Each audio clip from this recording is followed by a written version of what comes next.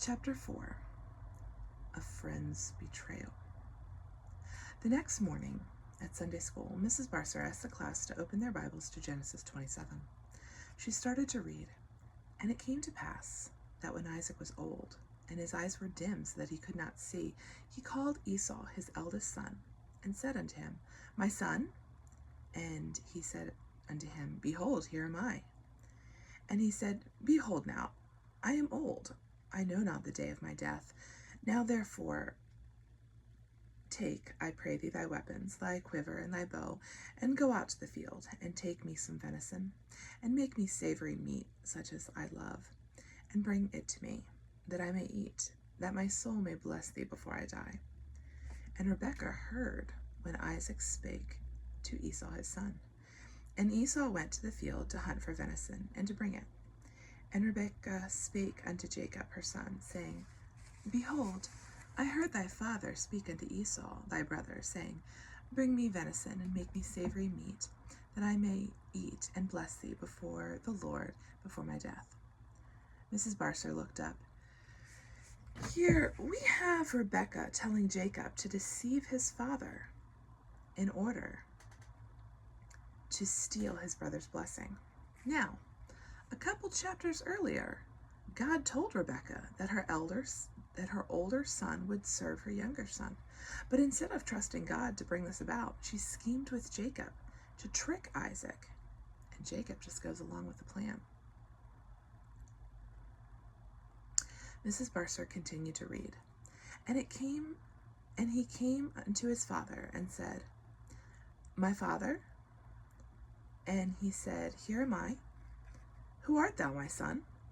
And Jacob said unto his father, I am Esau, thy firstborn. I have done according as thou badest me. Arise, I pray thee, sit and eat of my venison, that thy soul may bless me. And Isaac said unto his son, How is it that thou hast found it so quickly, my son? And he said, Because the Lord thy God brought it to me. And Isaac said unto Jacob, Come near, I pray thee, that I may feel thee, my son, whether thou be my very son Esau or not.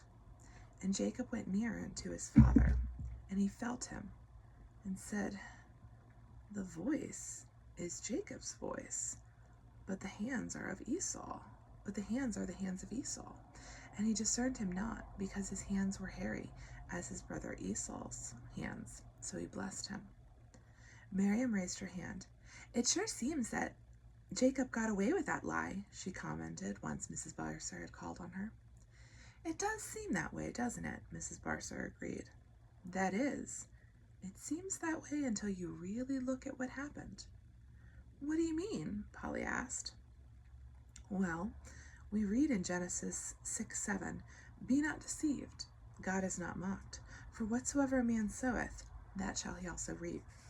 Jacob sowed lies, and just look at the rest of his life. After he had to flee for his life, Laban tricked him into marrying Leah when he had promised to let him marry Rachel. And Jacob's own son deceived him about what happened to Jacob. And Jacob's own sons deceived him about what happened to Joseph. Jacob went for years believing that Joseph was dead, when in fact, his brothers had sold him into slavery. In addition to all this, he never saw his mother again. She died while Jacob was staying with Laban. The lie that Jacob sowed reaped a lifetime of grief and sorrow. So I don't think that he actually got away with his sin. He reaped some pretty hard consequences. After Mrs. Barcer closed their lesson in prayer, she turned to Polly. Did you bring the Christmas card for us to sign for our church leaders? She asked. No, ma'am, Polly replied. Patsy said that she wanted to make it, so she has it. No, I don't, Patsy countered. I never said that. Polly frowned and wrinkled her forehead. Yes, you did. She said you came to me last Sunday after Sunday school had finished and asked if you could do it. You said that you had just gotten a new art set and you had some great ideas to make it super festive. Patsy shook her head. I'm surprised that you would lie about this after just listening to a lesson about lying, she sniffed. Polly felt her face grow red with both rage and embarrassment. She knew that she wasn't the one lying, but it was her word against Patsy's. Mrs. Barcer spoke up. It seems that there's been some kind of misunderstanding, but since you, Polly, were the one who agreed to make the card, I need you to follow through. Yes, ma'am, Polly whispered. I'll bring it next week. All right, Mrs. Barcer concluded. Well, all of you have a wonderful week. Don't forget that next Sunday evening we have the Christmas program. Class dismissed.